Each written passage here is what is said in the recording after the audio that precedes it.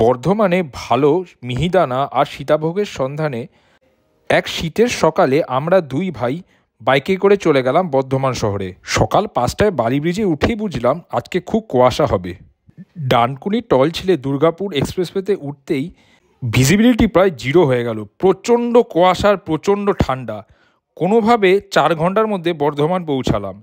বর্ধমানের কার্জন গেটের সামনে আছে দেশবন্ধু মিষ্টান্ন ভাণ্ডার। 1946 সালে এই মিষ্টির দোকানটি স্থাপিত হয়। এখানে ঘি এবং ঘি ছাড়া মিহিদানা এবং সীতাভোগ পাওয়া যায়। মিহিদানা সীতাভোগ ছাড়াও এখানে পিঠে, মালপোয়া, কালাকাঁদ, সরপুরিয়ার মতো বিভিন্ন রকমের মিষ্টি পাওয়া যায়। এই দোকানের ঘিয়ের মিহিদানা আর ঘিয়ের সীতাভোগটা অসাধারণ খেতে। প্রচুর ঘি দেওয়া হয়, যার জন্যে ঘিয়ের একটি আলাদা টেস্ট পাওয়া যায়। এত ভালো মিহিদানা সীতাভোগ আমি লাইফে কোথাও খাইনি। বর্ধমান বাজারে আছে গণেশ মিষ্টান্ন ভাণ্ডার। এছাড়া স্টেশনের কাছেও এদের একটা আউটলেট আছে।